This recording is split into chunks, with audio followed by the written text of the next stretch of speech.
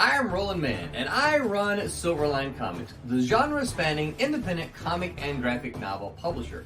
And I'm here to tell you about our latest Kickstarter. I'm not even going to waste any more time talking. John, tell us about Sniper and Rook. Hey there. Thanks for stopping by. My name is John Medic, and I am the creator and writer of Sniper and Rook, now coming to you from Silverline Comics.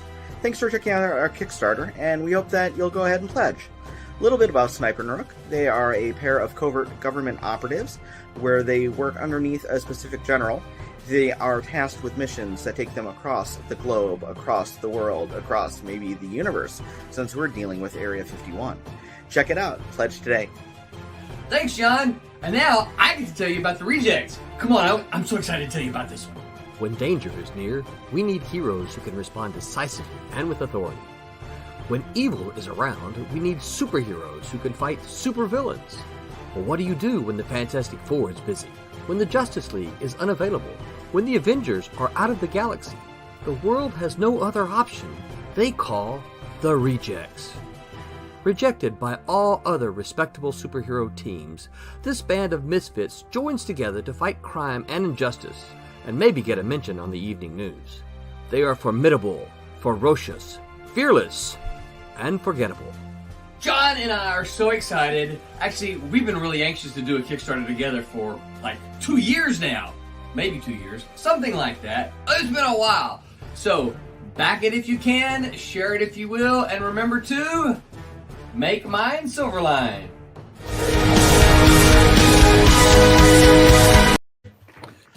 All right, hello everybody, and welcome to Silver Sunday. We thought that's us. Yes, that's us. We thought we'd get the Kickstarter video out of the way, so you will have seen it, and we can talk about it some. So, it is Sunday night. It is January the 16th, 2022, the year of our Lord. I am Roland, and shouts out to just got back from DeLand Comic Show today. So shout out to DeLand Comics and Collectible. Shout out to our sponsor, Daytona Beach Comic Con. September 10th and 11th, I think. But September, so mark your calendars. Curtis, tell people who you are.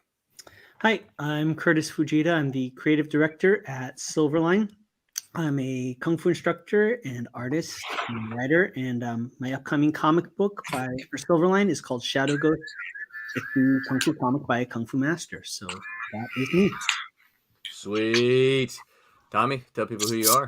My name is Thomas Flormonte Jr. I've been doing comics since the early 90s. I've worked for pretty much everybody at one point or another, but I've done a bunch of stuff with the with Roland, a lot of stuff with Roland. Yeah. Roland's my buddy, but we did a lot of the earlier Silverline stuff, a lot of the Cat and Mouse stuff at the beginning, and the Demon Tales story of the earlier Silverline stuff. But lately, I've been doing besides my own stuff. I've been inking the team up book over Mr. Pete there. I've been doing the Trunks book, which I'm also going to ink over Pete on the book 2, second half of book 2. Yeah. And what we showed you guys just earlier, the Rejects book. I've got a couple of pages left to go, and I am going to show some inking on that so I can knock it out. I just got a couple more pages to go, and I'll be done, and we can get Haley to finish coloring, and then we'll be ready to go. But Cool. but yep. But actually, what I'm going to do, I've got to shut my computer off because I can't share anything. So I'll be back in just a second. I'm going to shut down and come back on. I'll be back in a second, guys. Pete, tell folks who you are. Well, hi. Oh, hey, where am I? There I am. I'm Pete. I'm just a penciler. I'm just a penciler on Silverline Team Up Champion Miss Fury. I'm just a penciler on Trump's issue 4, which is will be finished soon. Yes. Yeah, I pencil stuff. Here you go. That's it. And you also get up at not even the crack of dawn in the It's middle. 1 a.m. now. That's all right. Yeah, 1 a.m. 1 a.m. over on that island across the ocean from us, right? Indeed. And we appreciate you doing that. All right, so tonight it's called Tommy Says. Tommy bailed Just on us. disappeared. He's bailed out before you even have to do anything. What? I think that might have been his plan. Unbelievable. Yeah. So I'm not sure whether he can hear us.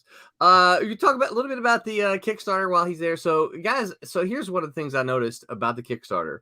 I'm looking at it and it says 2858 is the amount that we've raised thus far of our $3,000 goal. That means, and I know my math is not very good.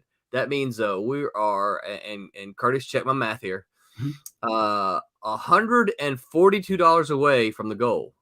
Kenny, square root, That's dot quick. the I, cross the T. You are correct, sir. 142 away from our goal. I really, really, really, really, really want us to make that goal tonight. So if you're listening and you haven't backed yet, please consider backing. Go look at it. There's all kind of stuff there. If you're like, man, times are tight, you can get the digital for both books for $8, right? And the cool thing is you get to read 2 fun comic books in the end, right? When you get them, you're going to get to read them. You can, I don't think there are any of the, no, there are no early bird specials. So if you didn't get on, you're not an early bird anymore. That's just all there is to it, right? But you can still get the double feature, which is a flip book. So you'll get one story on one side, and you flip it over and get the other story on the other side. Lots of those left. There's still artwork left. There's still a couple commissions left, I think, from C. Michael. And of course, you can get all the back stock. I think, if I'm not correct, and Tommy, help me out here. Don't we have have you looked at? Don't we got a couple pages to add? Don't we? The original art. I'll go on and look. Yeah, go on and look, because I don't think I have them all up there. I have all that I have here, but I'm thinking that you had mentioned that we're going to add some more. The only thing that I've got that I hadn't give to you is covers. So you've got everything that I've already was going to. Okay. All right. Yeah. Well, I told somebody today when they were like, man, one of the pages that I wanted was gone. And so I said, well, I'll check, but Tommy may be inking on paper one or 2 more. I'll check and see if those might be, we might be able to add those. And so they said, yes, please do that and let me know. Maybe one of the ones that I haven't done, we can turn that into one. They can see if they want that one or not, and I can do that one up that way.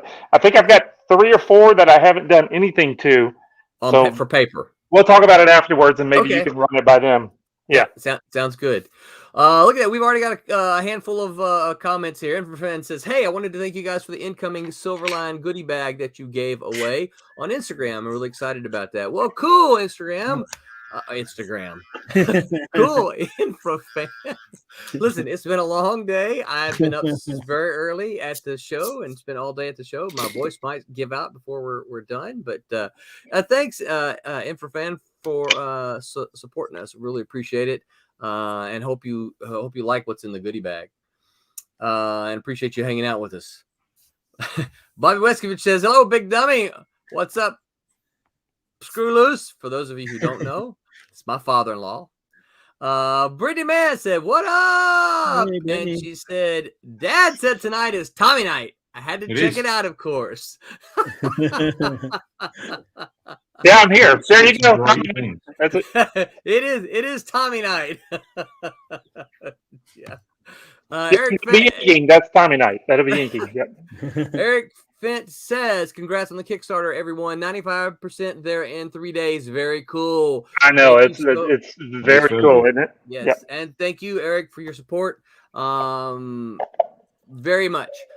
We've got, you may have heard, share it out tonight. I'm hoping that we can get, I'm hoping we can make that tonight, maybe even before the stream is over. That would be pretty cool.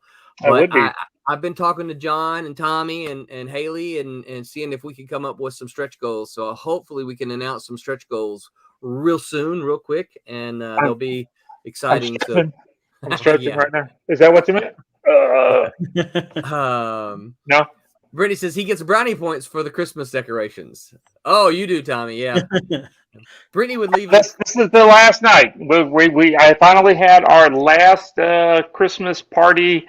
We finally, we were out of town during Christmas, so we finally got with everybody, and so this is it. We're taking it all down next week.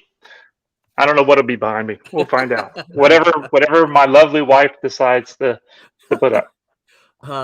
Yeah. So if Brittany had her options, she would keep Christmas decorations up all year long. Oh well, we did. You guys have seen that we left the tree up the entire year. We just changed it out based off of what the whatever the season, whatever was going on. And during Easter we put eggs in it, and during Mardi Gras time we put all the mask and all that kind of good stuff up. Halloween had some pumpkins in it and stuff, and so but we are tired of seeing this tree. It is coming down. It is done. Yeah, because it was my wife's idea to leave it up all year, which I'm fine. If that's what she wanted to do. Something different. She's like, no, I'm tired. Let's get rid of this tree. It's taking up a good 5 foot by 5 foot square of our living room here. Let's get it out of here. Yeah. I know it's going to be weird though, because that thing's been sitting in that one spot, and like when you're used to something in the room, once it's gone, it's going to be like a big blank spot right there, and it's going to be just really odd that there's going to be nothing there. So it's going to be neat. Anyway, sorry, rambling. Shut up. Infravan says, Roland cracking that whip and denying Del Taco until then. Yeah. Did we post our Del Taco photo from after Daytona? I think we did, didn't we? I know we took one, but I can't remember if we actually posted it. I don't know. We'll have one coming up here hopefully this week. We'll have all the books for the past Kickstarter done, and nice. we'll have us another little run over to Del Taco if we feel like fighting the COVID party by running over there real quick. We can see what we can do. Maybe we'll get something to go and take it to the office. Looks like we're on the coming close to the downward trend of this thing, so thank God. Sure hope so. Yeah. So how are the how is the paper situation? Oh, nothing. Let's not talk about it. Okay. That bad, huh? Yeah. So you had said there might be something up my way, and you were going to ask me to get something. Did that not pan out? Or no, it did. I went and got it. I told you I'd have done it. No. Yeah, it was fine. It was after work. The guy said, "Can you come by and get it today?" And I'm like, "Screw it." So I just ran by after work, and it was in your area of town. So yeah, we should stop and swung. There we go. It's one of those past tense something.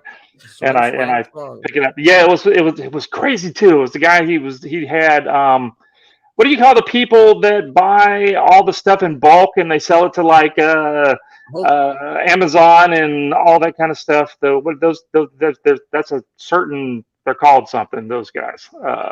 Hoarders? No. Sailors, right?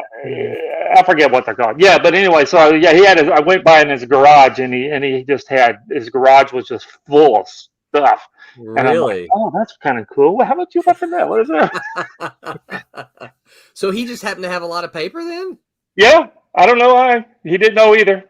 And so, and then we talked about it, and he's going to get us some more. Now, it's not really the paper that we need, but it's some paper that we can use. So right, he said something. Yeah. Yeah. Very cool. Yep. Better than nothing, right? Yep. Yeah.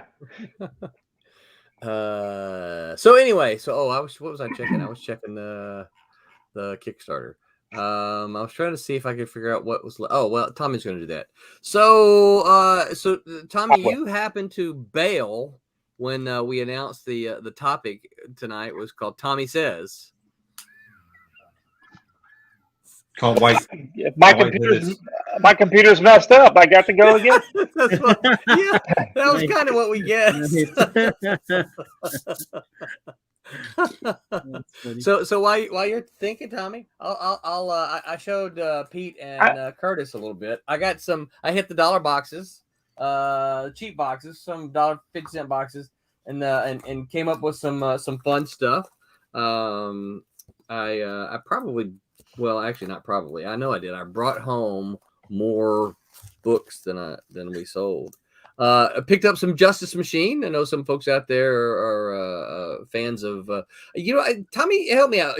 Is Justice Machine the one that was done by that guy out of Atlanta? Justice Machine? Yeah, you remember Justice Machine by Kamiko, right? I don't think he does. Because this is Mike Gustovich, isn't it? Thomas says he doesn't recognize it. Thomas says he doesn't recognize it. There you go. Thanks for tuning in, everybody. That's what I wanted. That's what. Tommy Angry, Tommy Smash. I bought some Valkyrie from Eclipse, written by our pal Chuck Dixon.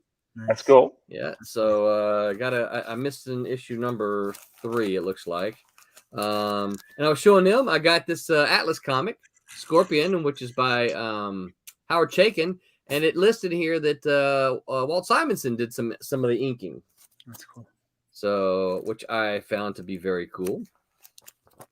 Again, John Byrne Marvel team up, Spider-Man and the Wasp. So, I don't think I showed them. This one. Got some old Red Sonja. Oh, nice. From like 1983.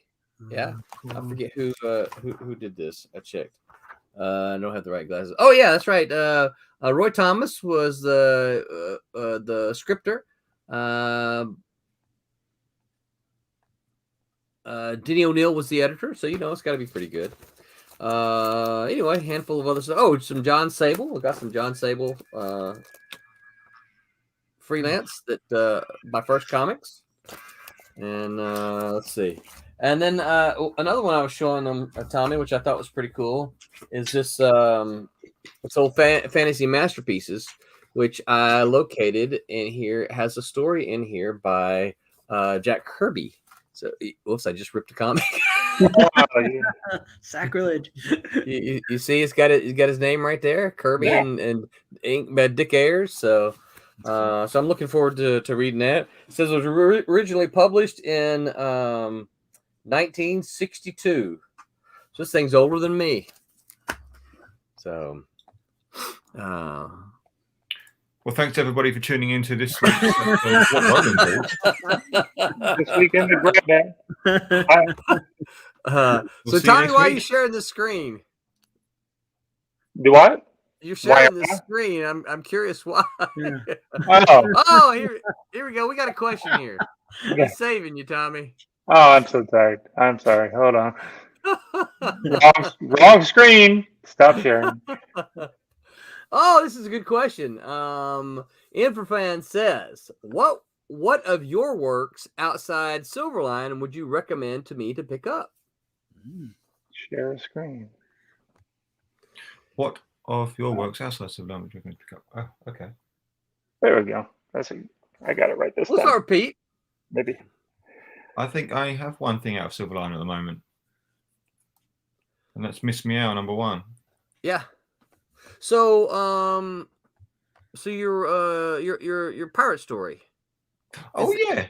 Oh, whoops. I'm here for you, Pete. So there's two other things. Oh, whoops. I have Webtoons which I haven't updated in over a year. You can check that out. That's good stuff. That's called On Grey Seas. That's on Webtoons. If you head over to the Instagram, however, and you go to Room 23, is it at Room 23 or Room 23 Comics? Let me just double check. You'll find it's an Instagram comic book that I was doing on a weekly basis. So I've been busy, but there's eight episodes on Instagram. It's my character, the Last Witchfinder, which is also appearing in February in a 6-page story of that is appearing in an anthology that's coming out from Dwarf Star Comics. Oh, that's Zach's. Zach, right? Yeah, Zach, which I finished this morning. Nice. And sent Don't off tell to anybody. That's being coloured by Jose Fuentes. So that's on Jose's plate now. I've just shifted it on. It's for him to get done by the end of January. Good luck. End of January. Yeah. It was meant to have been done by the beginning of December, but I've been busy. Busy is Yeah, that's good. Room 23 Comics. Is it Room 23 Comics? Cool. So, On Gray Seas, is that available in print? Only in Webtoons. Only on Webtoons. Now, is The this thing with is it- Webtoons is you're not allowed to print it without their permission. You know that? Really? No, I did not know that. Mm. So you, because I was about to recommend that you put it up on Indie Planet, but you can't do that, huh? No, you have to get permission from them, and the likelihood is that you probably will get permission from them unless it's a massive. Yeah, that's they're getting a lot of views, right? Gotcha. But yeah, you do have technically you have to get permission, which I didn't realize when I put it on Webtoons, but I wasn't going to put it anywhere else. So Yeah. Well, there's Canvas as well. I don't know that we've talked about this on our show live, but this is something I tell students all the time: is that because that was your first thing on Gray Seas, right? I mean, technically, no, it's not actually. I had a 10-page story in an anthology that came out before that from Finger some Snap an Studios. Canadian publisher. Oh, that's bad, isn't it? It's not good. Oh, that's bad. The anthology is called A Life Finds a Way, and that's from. And you. I'm looking around my room, so I know there's an issue somewhere. He's like, I need to grab it real quick and see. So, No, I can't remember. Pete, this could be one of my recommendations to you. I gotta hide your question in for fan. One of the things I learned to do over time. Eyes here, Pete. Look at this. Yeah. Over time, I learned to under my desk to keep a box. I have them because I take them to conventions and sell them. You see, so that I've left them all over the other. I can see them from here as well. Excuse me. Yeah, they meant a lot to him, right? Yeah. Yeah. Oh, Cloudscape comics. Yeah. Oh boy! Now that I read it off that's pretty thick there. Now that I read it off the cover, I know the publisher. So that was the first thing I ever did. Okay, cool. Let me find it. Yeah, look at that. Written by Kevin Mahadio. I hope I pronounced that right, Kevin. Sorry. And art by me. He nice. He Hold that up to the approached screen, me because it was a free entry competition if you got in. Hold it up to the screen. We did that little 10-pager. Hold it up to the screen. I was in my second year at Cuba School. Hold it up to the screen so we can see it. What the book? Your art. Yeah. Okay. Oh, hang on. Yeah. Cool. Nice. Nice double page. It's a double page spread. No, it's not. Oh, no, it's not. Okay. It's just the way the colors blend. Just the colors that way. That's nice. Yeah. Very cool. No, it was cool. 10 pages, huh? 10 pages. Yeah. Very that car's nice though. Yeah. So the coloring's not very good. I did the coloring because we couldn't pay anyone, so I did it. It's terrible. The art's all right. So what I tell my students though is a lot of times, when you're first getting in, trying to, because you hear people sometimes, moan about, oh, this is a bad deal. I signed this and blah, blah, blah. My thing is this: when you're first trying to get in, sometimes you do those things. Sometimes you're like, okay, you know what? Now I would never ever suggest anybody sign their rights and life away, that kind of thing. But sometimes you don't always sign the best deals because you're trying to get somebody to look at your work. Yeah, and that's basically what it was. Yeah. Yeah. We got $500 basically, so $50 a page, which is then for you to divide between the writer and the artist and whoever else worked on it. $50 was quite good. He just told me to keep it because I did all the art jobs and the lettering and stuff. So yeah, $50 a page, which I wouldn't do now, but my second year at school, I was like, oh, I've got a job. Let's do it. Oh yeah. So yeah, and it looks good when you're getting ready to graduate, right, to the professors. Well, yeah, I guess. I just, I draw comics, so if you want more draw comics, I draw comics. Yep. If I get paid for it, even better. Good answer then. All right, pop it back up here. Who's next? What of your works outside Silverline would you recommend to me to pick up?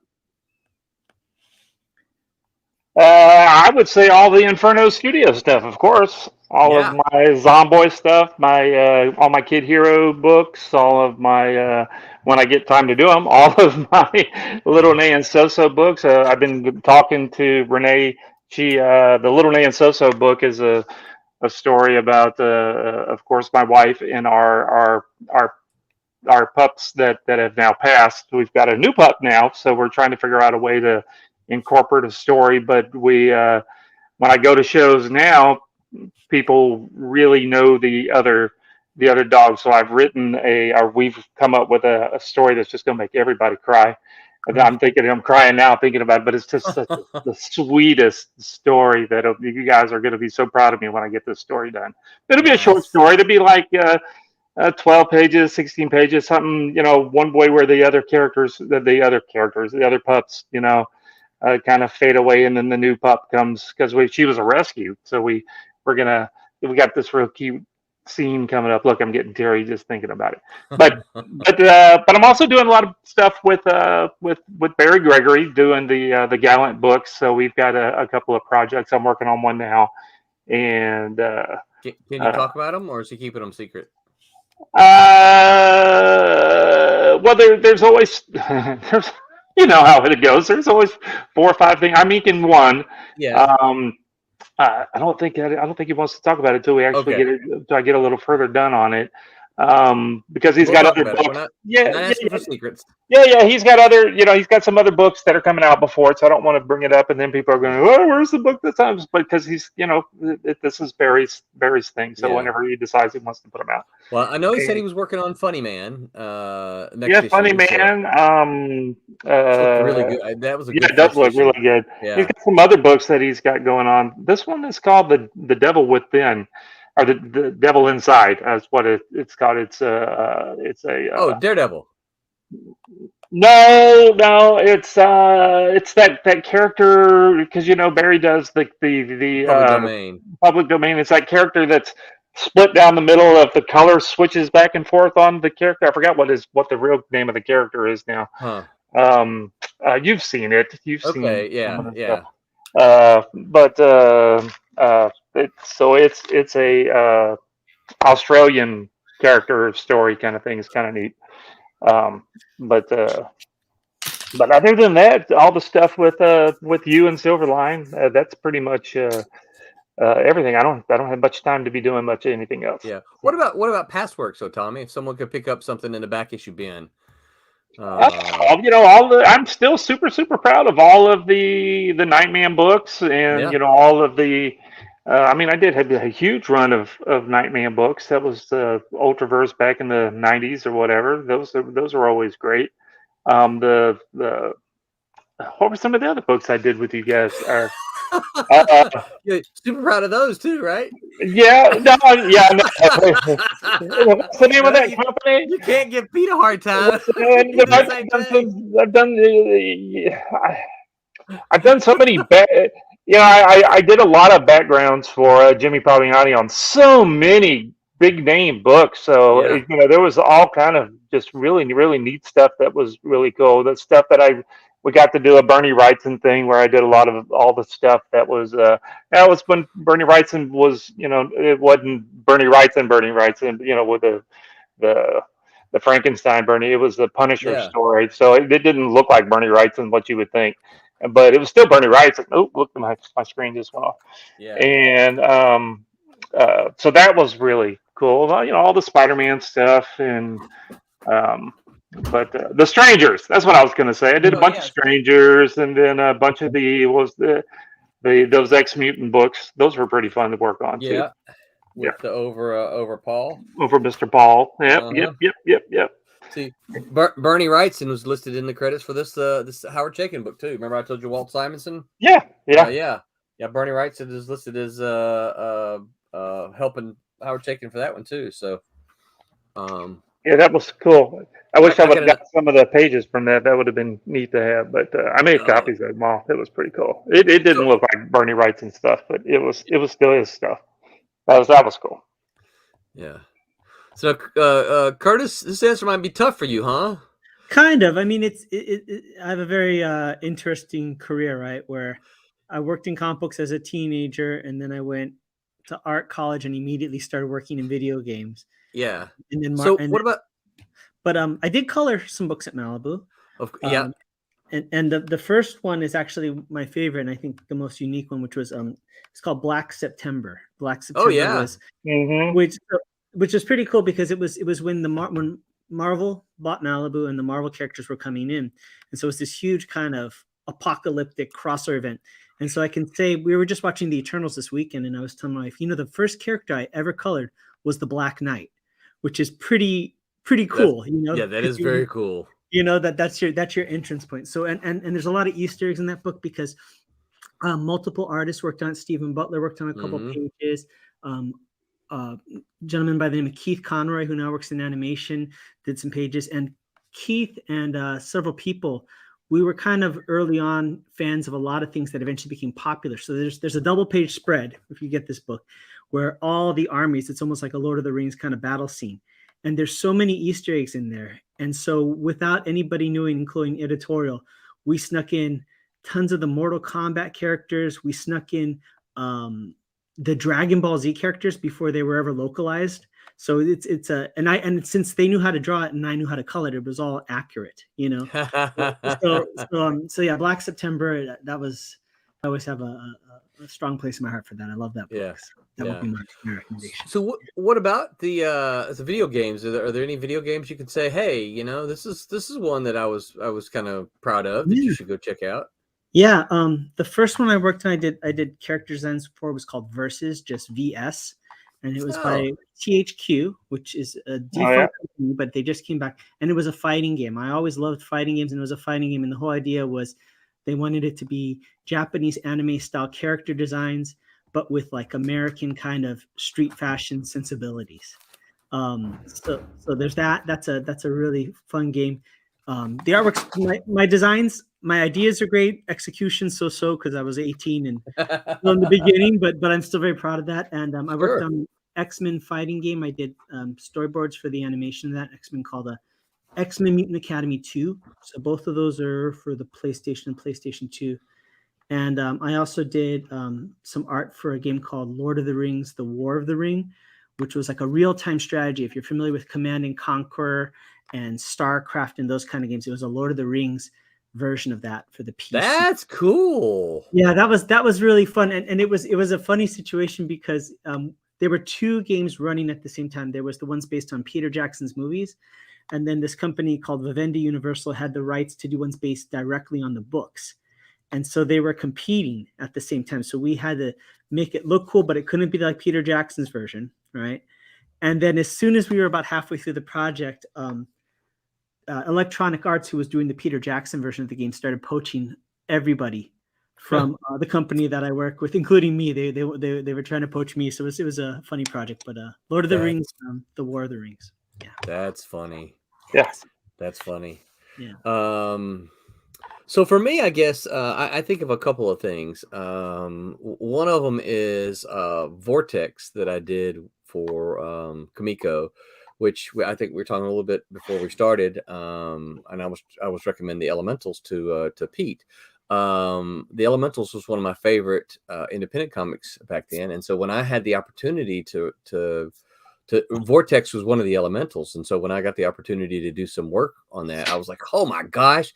And of course the artist was Stephen Butler, and so one of the things so long story short, for the Elementals, one of the things I really for Vortex, one of the things I really liked about it was that the Elementals were set in Philadelphia, Pennsylvania, and for those of you who don't know, there's a Philadelphia, Mississippi.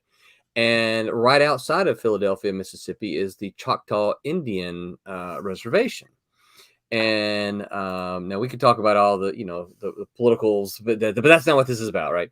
And so one of the things I did is I had one of the natives there tried to conjure up the great wind spirit to blow back the corporation that was dumping trash on the reservation, right? And he conjures up Vortex. right? Instead of the wind spirit, he gets Vortex, who has the power of the wind from the elementals, right? And so Vortex then gets wrapped up in their battle with the corporation.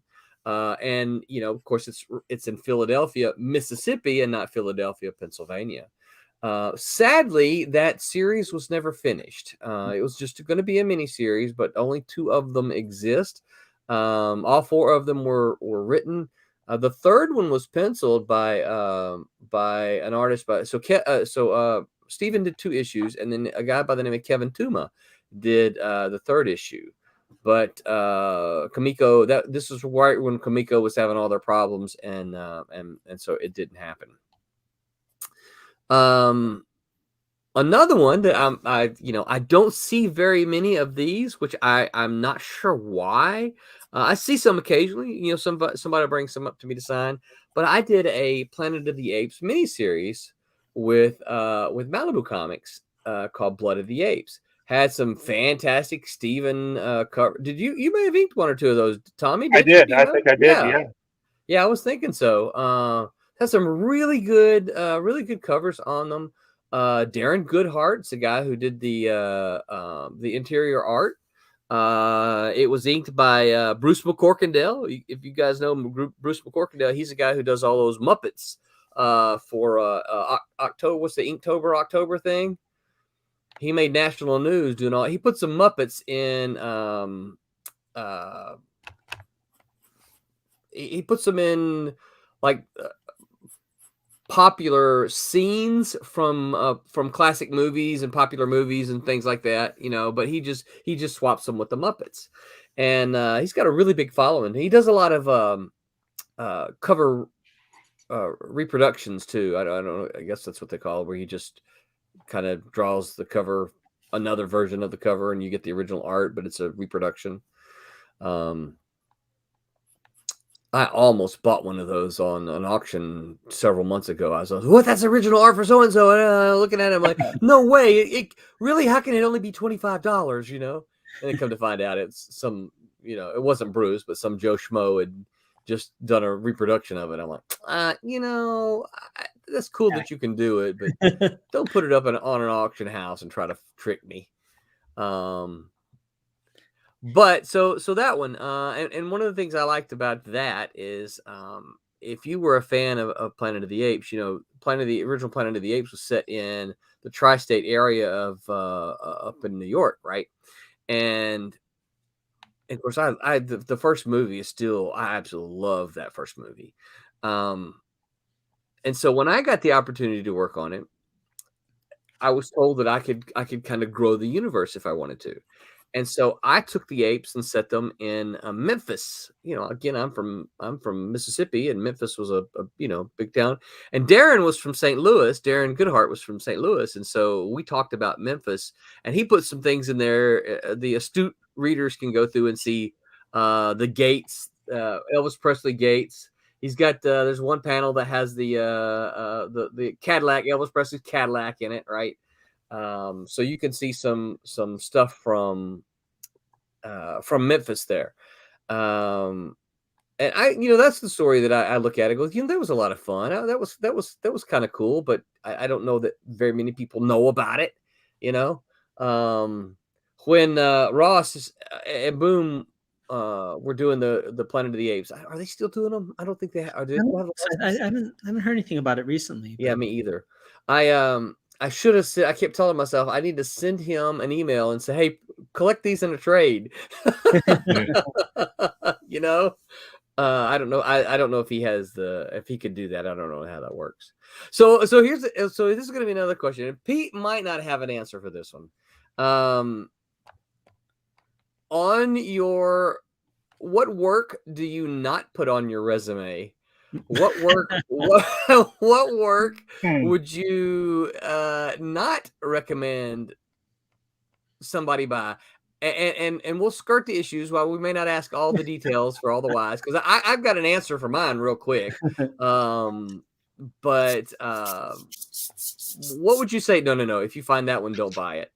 This is the one when I see this in the cheap boxes, I just keep scrolling. You buy them just to take them out of the So no one will see them.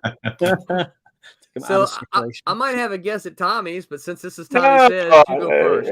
No, I don't have any because Really? you know, yeah, even the dirty books that I've done, I don't have any kids, and so you know when so I'm not super embarrassed about any of the nudie stuff. I didn't do a lot. I did it every now and again, a couple of things here and there, but nothing porno. So you know, and you know, I didn't do any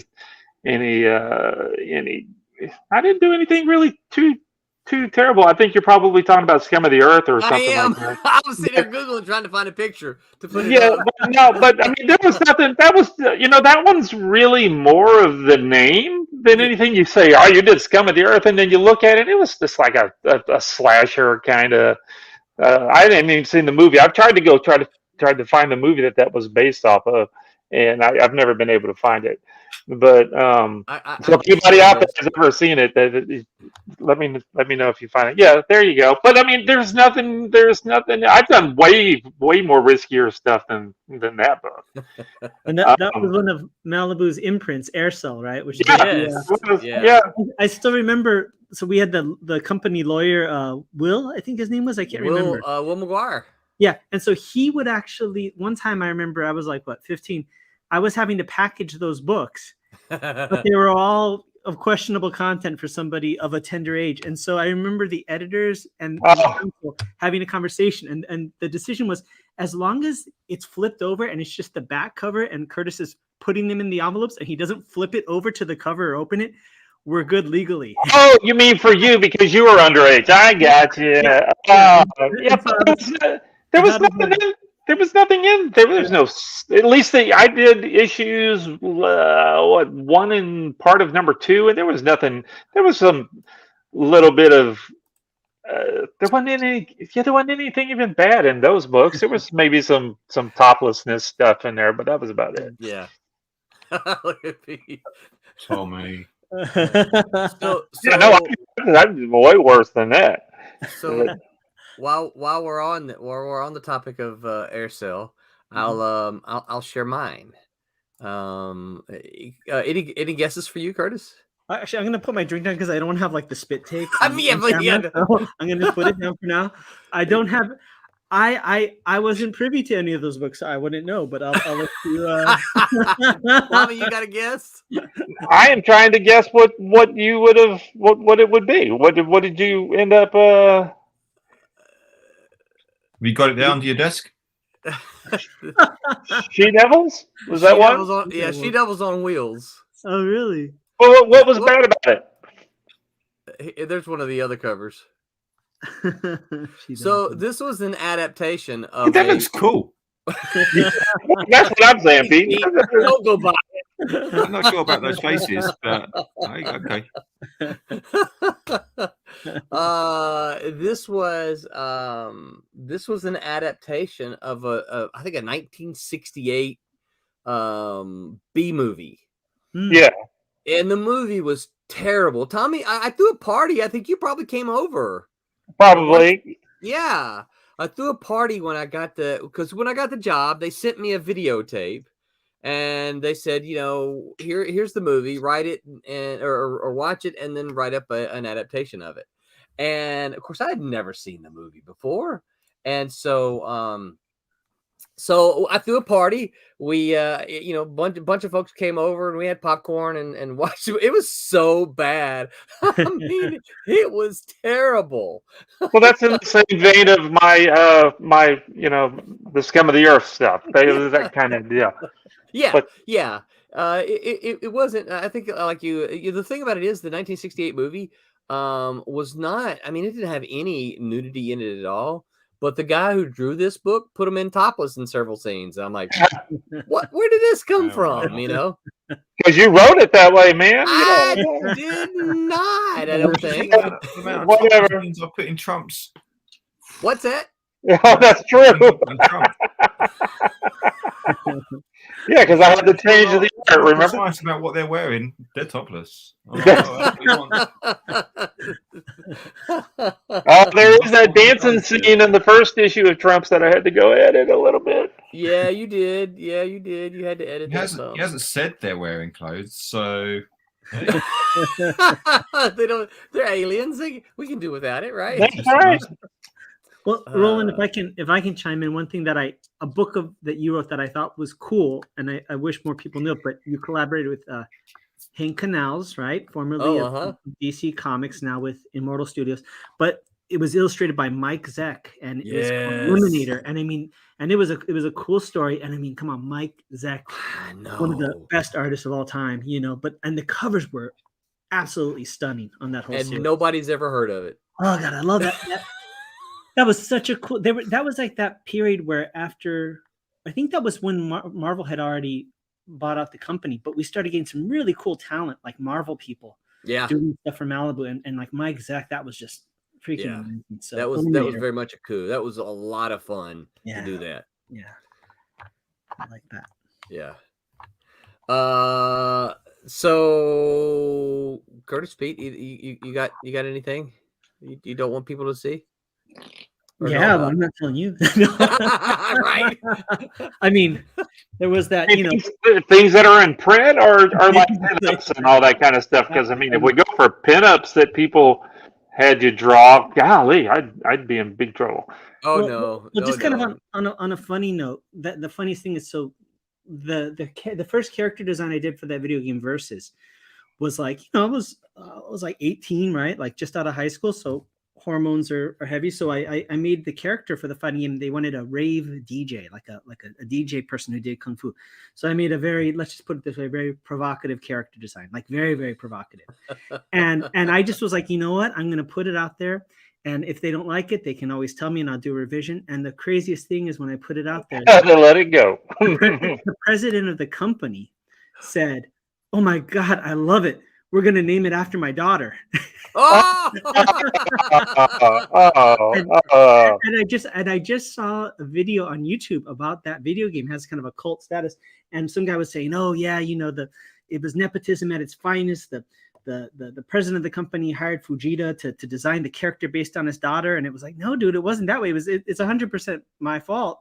And it just ended up taking off, and it was like a super iconic character design. So it's something that I probably shouldn't be proud of, but it was well received. So there you go. Yeah, that's very cool. Pete, what about you? I don't think I've not got a lot out there, so I don't think there's anything out there really that I don't want people to see it, but I perhaps don't want people to think that's my most recent stuff, because I like to think I improve with everything I do. So I'm always trying to push my most recent thing, just so people don't pick up the thing I did back in my second year at Cuban school and go, "Well, this is the best he's got." I was like, "Well, it was then, yeah, of course, yeah." I guess every artist feels that way because they. Oh yeah. I mean, even pros, even the big names look at the old stuff and go, "Whew, yeah, all right." But now you think, well, okay, actually, no, there's an artist under there. Yeah. Yeah. Well, it's funny that you say that, Pete, because I remember, and I can't remember if this was just me and Tommy talking or if you were part of it, but what a lot of folks don't realize yet is Pete has already done the first almost half of Silverline Team Up, number 2. Yeah. So, he's, I can't remember, is it 11? Did you do 11 pages? I think so. Yeah. I think so, 11 pages. So half the book. Yeah. And so when Pete started uploading the pages, I know Tommy said something to me. He said, "Do I have to finish number 1? Can I just jump onto the pages of number 2?" It's okay. You're making it sound like I didn't want to eat it. No. Tommy messaged me and said, "Just get someone else to finish this rubbish. I'll do the next one." Yeah, I'm gonna do.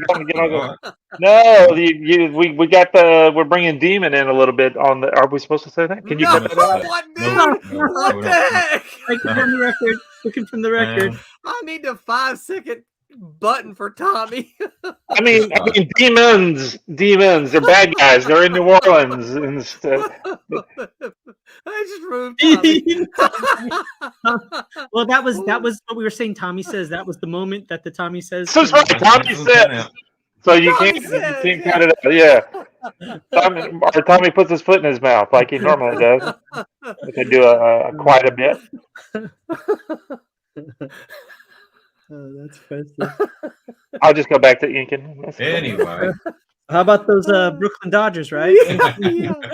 Let's get to some more of the comments here. Infrafan says, tried to bring back adult Betty Boop Felix Gad stories. Yeah, I guess so. And then he says, everyone take their monocles out before they fall into their wine glasses. So we were still showing the images. And then he says, why not try to reimagine the terrible stuff? You know, we talked about remakes before, and I think that if you're going to remake stuff, that's probably the stuff you ought to do. But I will be honest with you, I would not. Okay, so here's the sad part about this answer that I'm about to give you. So after She Devils and Wheels finished, Tom Mason was one of the head honchos at Malibu. Tom Mason called me up and he said, do you want to do another one? And I said, another what? He goes, you want to do another She Devils on Wheels? I said, oh dear Lord, they had a second movie? He goes, no. You can make this one up. I'm like, oh yeah, okay, I can do that. So I got to writing and I called him back and I said, so can I kill any of them? He said, new characters all the way around. He said, you better not. I said, why is that? He goes, because they're like a real motorcycle gang and they live down in Florida and they'll drive up to Mississippi and kill you. Whoops. So I wrote it, but it never happened. So I wrote all 3 issues of the She Devils on Wheels second volume. But I don't even know that was ever any artwork done. I'd have to look in my files. I don't remember any of it. Okay, Inframan, I did not say this. This is when you guys were talking about Trumps. He says, Roland, put in all caps, make them topless if you want. That's what I read. Yeah. Sorry. And then he says, Tommy says, too much. Yeah, the way you finish every script is like, whatever you think is best or whatever. Your license. This is just a general guideline. Nude comic, got it. I hear what you're saying, but you're not saying it. I hear what you're saying. I hear you. Got it. Jackson, who still needs to join us on these streams sometime, says Neil Adams hates that Superman breaking the chains pick that everyone wants him to sign. I didn't know that. That's such a cool pick. It is. Yeah. Talking about people hiding projects or things they don't want to. There's a movie called Seizure. I don't know if anybody's seen it. Probably not because it's really hard. Oliver Stone, the film director, made it, and it's a crazy, cheap horror movie. It's like one of the first movies he ever did, and it has the guy who played Tattoo from Fantasy Island in it. Yeah, and from what I understand, I saw it once many years ago, but he bought up every copy because he does not really circulation. So if you can ever get a copy of the movie Seizure by Oliver Stone and get him to sign him, he'd love it. He might steal them out of your hands. Yeah, although he doesn't really get comic conventions. But I guess this is not something that it's streaming, is it? Yeah, no, definitely not. Oh, that's funny. It is funny. Go back here to the Kickstarter here. I am trying to think of anything that I'd be super in.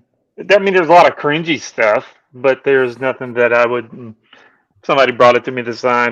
Bring it here. I'll sign. Yeah. There's nothing I've done that I wouldn't sign, but yeah. One of my teachers at school. I won't say his name, but he said there are stuff that he's done which he looks back on now and he hates or he didn't enjoy the experience. But when people come up to him with that book to sign, he never says that. He always makes because that book might be their most important book. Yeah, right. He doesn't want to ruin it for them. Yeah. So he's like, oh yeah, no, great, really glad you enjoyed it. Blah blah blah. Yeah. But yeah. So never let on. So I never let on to anyone that when I team up the inking. Jesus. Cringy. Wasn't there an issue with Howard Chaykin and his Star Wars work or something that he I thought I recall seeing an article or something like that where he kind of denounced it or wasn't happy about it Oh, really? or something like that. I don't know. I hadn't heard that. That's I mean, knowing Howard Chaykin is it probably could be true, but I don't know. I don't know that to be the case. Yeah. We could probably ask him. What if we could get Howard? No, we couldn't get Howard on here because then it would not be a PG-13 stream. I remember seeing his pencils come in when he was working on Power and Glory. And let's put it this way: there was a lot of editing done and a lot of covering up of things. Yes. By the time it got released, it was like, oh, we're publishing these kind of books now. It was pretty intense. Pretty intense. Yeah. Jackson says proportions are wrong. One leg's too long on the Neil Adams thing. Oh, that line. Infrafan's he's got a good point here. He goes, "It's not yours anymore when it releases." That's right. Nope. It's done. It's out. It's gone. Yeah. Don't worry about it. And I think whoever told you that, Pete, I think they're dead on. I would never, or at least I hope I would. Someone came up to you with the biker chicks thing and said, "Oh man, I love this. When are you going to do some more?" Yeah. Like, I would love to, but the license is a problem. Yeah, I can't do it. Exactly it. Well, and then of course I love doing this book. It was my best thing I get to tell them, hey, I wrote a second one, but it never got published. Because you would hate to go to someone whose work you loved, it's particularly a work, and then to have them trash it, while they're signing it. You like this rubbish, man? Well, your taste is so bad. Right. Okay. Thanks. I heard Alec Guinness was really upset about that he was known specifically for. Yeah, he hated that, didn't he? Right? He hated it, right? He was like, everyone ignored all the other stuff he'd done. It's like, oh, you're everyone. Yeah. Okay. I didn't know that either. Yeah, that's what. That's why lots of actors do like one series of stuff, isn't it? 'Cause they don't want to get typecast and just remembered for one thing. Have you guys ever seen the movie Step Brothers with Will Ferrell? Yes. I love that movie, and I love that there's the Billy Joel cover band, and they only do 80s Billy Joel, right? I get so infuriated when the guy's like, "Play piano, man," and he's just like loses it, Yeah. Play piano, man. So what else does Tommy say? Well, I can spoil more stuff. Look at this page, and it's a cool page. That is a cool page. That's one of my favorite pages in the story. I just love the way C did those sideburns. Got him all, got the bad guys all hands all wrapped up, like Dr. Octopus. Yeah, that is great. Yeah, I love that. Very cool. Have it done hopefully tonight. This one and another one. Get it on to the hell. We'll figure out those other pages that we gotta. Yeah, definitely. Ooh, look, there's a dude back there. I didn't see him. Oh, in the background there. Yeah. Yeah, I forgot. Whoops. Yeah. Well, it's funny too. In scripting it, I had to be careful not to, write dialogue that would cover it up. Oh, this little guy. As Pete says, if something's covered up in the background, it's my fault. Roland, I'm curious. As a writer, right? Uh-huh. In the beginning of your career, was it a challenge, kind of letting go of some of the control? Like, in other words, there's what you have in your head, there's what's on the page, and then when it gets handed off to the penciler, it becomes its own thing. It becomes something different, something. Was that something that you found challenging to navigate personally? It was. Oh yeah. Yeah. I was curious. I was just like, it's out of my hands now. Yeah. What's this? I didn't write they had clothes on. What's he put them in clothes? You don't know what sort of books I write. So see, how can I be careful not to say too much? Don't get in trouble. No, no, no. I don't want to get in trouble because I have, I have great affection for the artist, um, but toward the let's see, how can I say this? So what I learned from that, Curtis, yes, it was very much. It was often very challenging because what I learned is that um, if something is important to you as a writer, you need to be clear in it in what you say, because if you don't, you're forcing the artist to guess. Mm-hmm. They're either going to well, back in the day they were either going to call you, which probably wasn't going to happen, right, and ask you for clarity. Today they might email you and say, I know Pete emailed me about something, I can't remember what it was. It said, hey, answer this question for me, and I was able to do that. But he could have just as well had said, well, you know what, I think this means this in the script, and I'm going to draw it, Yeah. and then if I'd have seen it and I'm like, well, that's not what I said, and I look at the script, well, I didn't say anything. So that's my fault, right? It's not the artist's fault. And that's something that I had to learn fairly quickly, because I was being more vague than I am now in the plots, and there would be things come back, and I would look at the page. Thomas knows what I'm talking about, I'm sure now. I would look at the pages and I would say, what the heck is going on here? And then I would look back at my plot and I'm like, my plot doesn't say anything about this. What is this? And I would have to figure it out. Make it work. Yep, just had to make it work.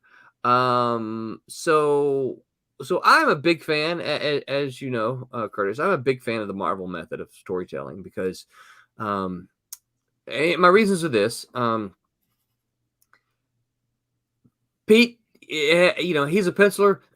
He's been through. This is what he does all day long, right? He pencils. He tells stories from a visual standpoint. I could write a full script, and I have, and I don't mind them. And sometimes smaller things I kind of like to do it because it's too small for me to. Okay, I need to do this, right? But I could break it down panel to panel to panel, and call shots and things like that. But in my experience, and this goes back to working with the Curtis, who we worked with at Malibu, working with some big names. The writer is never as good a visual storyteller as they think they are.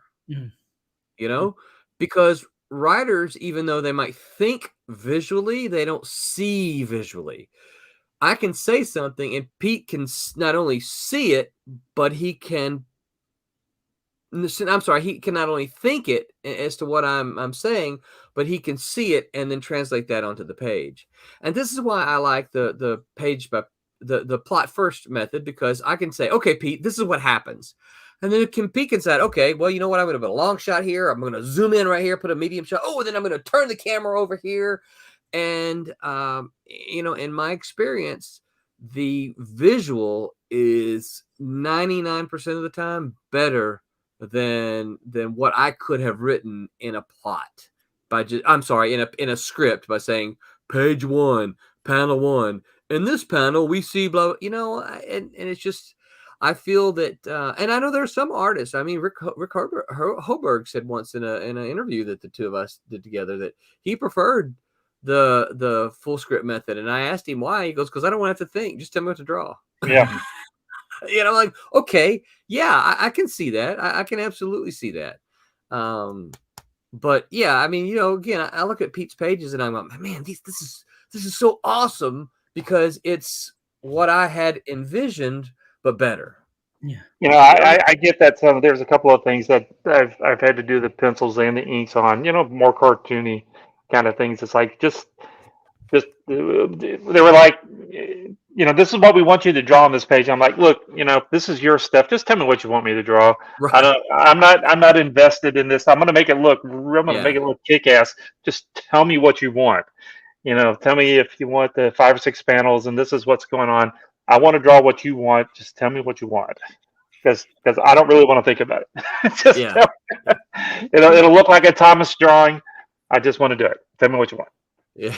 That makes sense. Yeah. It's kind of like I know I have some friends, because of martial arts stuff like that. It's Chinese martial arts, so learning about Chinese linguistics, right? And it's always people that interpret the language do better than translate it.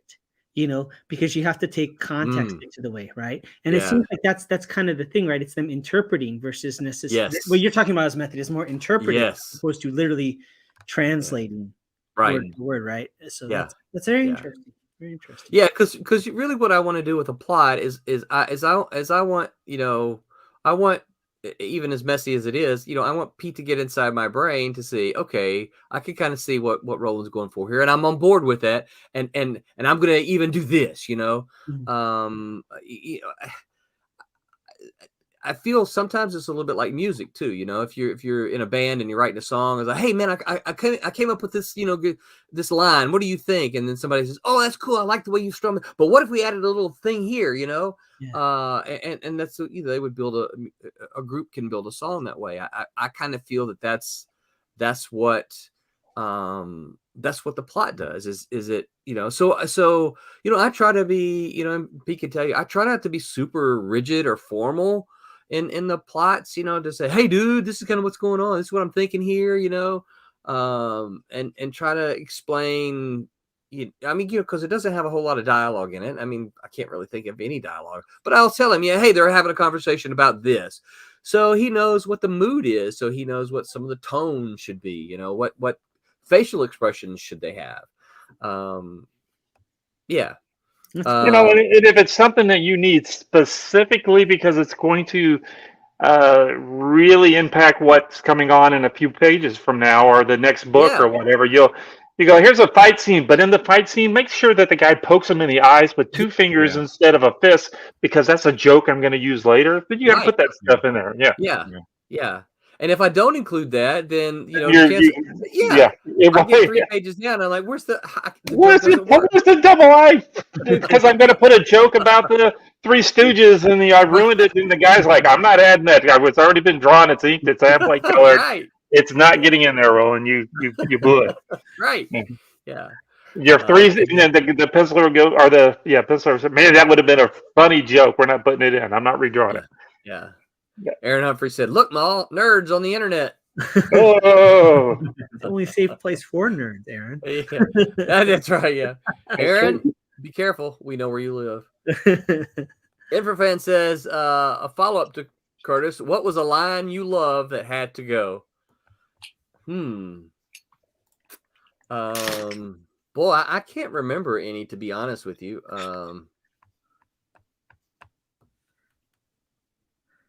I can't remember personally. I can't remember any line in any comics that I love so much that the editor said had to go.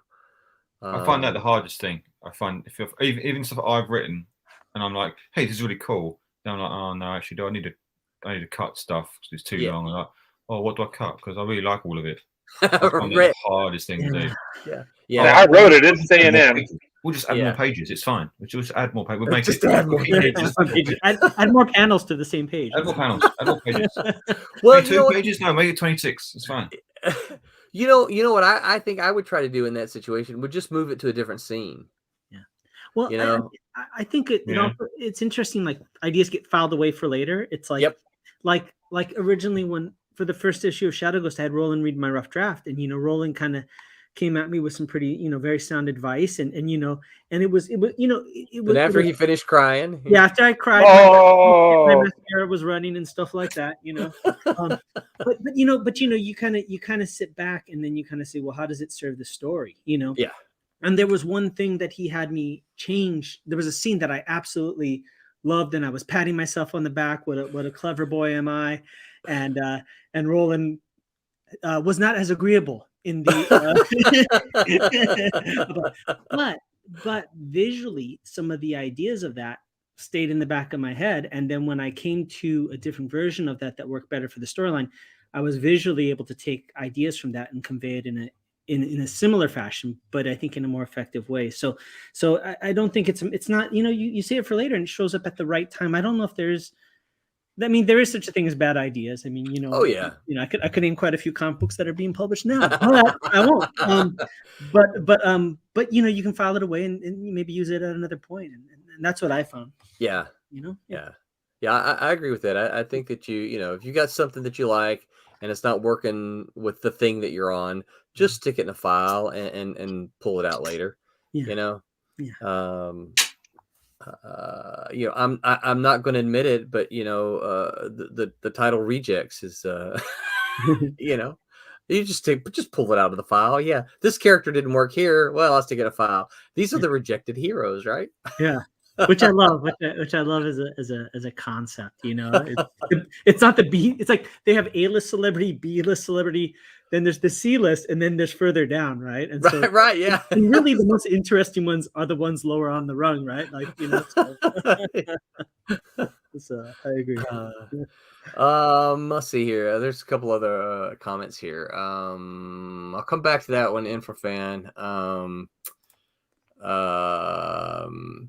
Infrafan said, even as a strict prose writer for now, writers use the same principle. I paint a picture and don't use a photograph. Yeah, you paint a picture with your words. And it's all about giving an impression for a reader to interpret. And then he says, comics are about us hiring an interpreter. Yeah. Aaron said, I take lines out of my stories all the time or rewrite them. Usually rewrite them when I am lettering. I mean, I do too. Oh, yeah.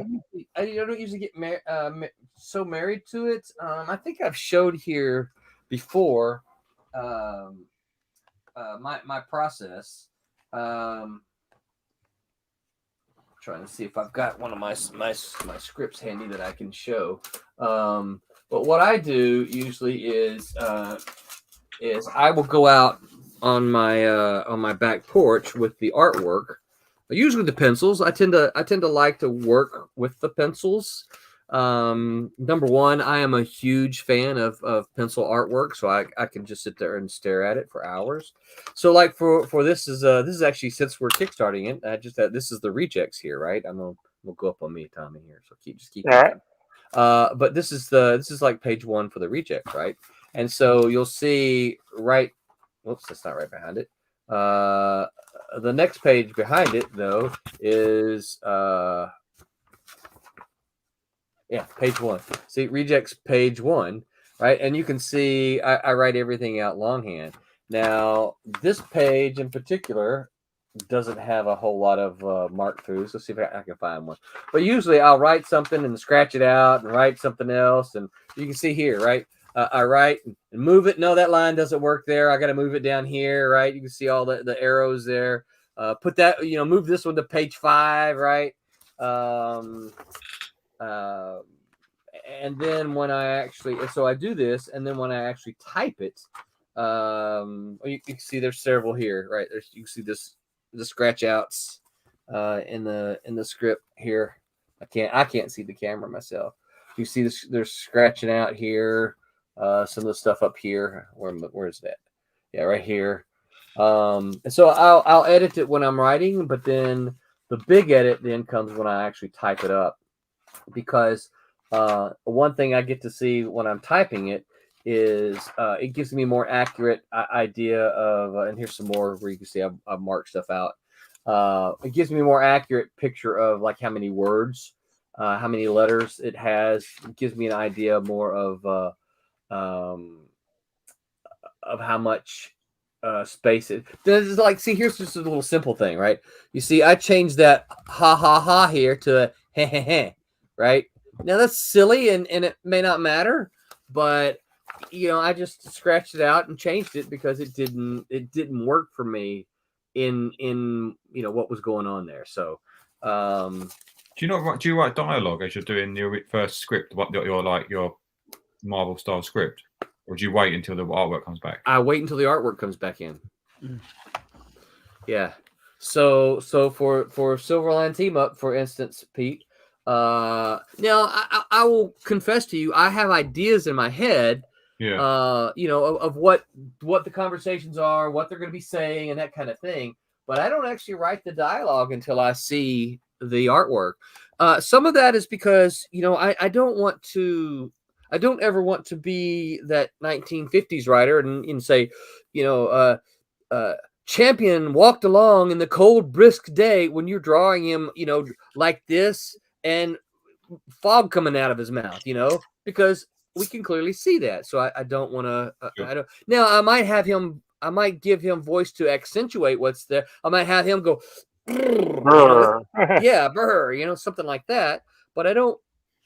Then of course the caption thing is an extreme example. They used to do that a lot in the 1950s. But I think that if the characters can show it, I don't need to tell it. I need to tell something different. I need to have them communicate something that we don't necessarily see. Another thing is, I could, if I pre-script it, without having seen it. What if I write?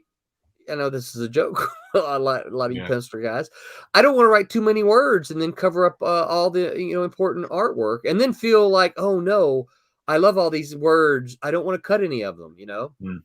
That's smart. It's like kind of know yourself and know, what you can handle your expectations. Yeah. And so I love to script based on the art that I see, because here's the thing. I like to picture this. Now I don't bake, so please don't say, well, Roland, that's not the way you bake, but just hear me out. Okay. So what I like to kind of imagine this is, when I write the plot, that's me going to the grocery store and I have gathered all the ingredients for the story, right? And I line them up and give Pete the recipe, right? Pete takes it and he puts it all together and he bakes it and he says, here you go. And I'm like, man, that is a good looking cake. Now I'm going to take the frosting and I'm going to put the frosting on, and then I'm going to decorate it. Right. So I give Pete the ingredients, he bakes the cake, and then I put the frosting on it, Talking about collaboration. Yes. Collaboration really is the key, right? Yeah. It is. Have you, I was just talking to some animation friends the other night, and we talked about the idea of 10%. The last 10% of a project sometimes feels like it's the 90% of the work for the entire project. All the time. Right? It's like you get 90%, you're like, oh my gosh, I'm almost done. But then that last 10% is where you really have to buckle up and just push. And it's I feel like that on every page, the last panel, every page, I'm like, oh, I've just got to get this page done. I'm done with this page now. Just phone in this panel. And usually the panel I leave to last is the one that needs the most work, because I can breeze through the others and I now concentrate. And now I'm like, just get it done. Just no one will notice that. No one will notice that's not in the panel this time. It's fine. Just move on. And then next page, I'm like, great, let's go again.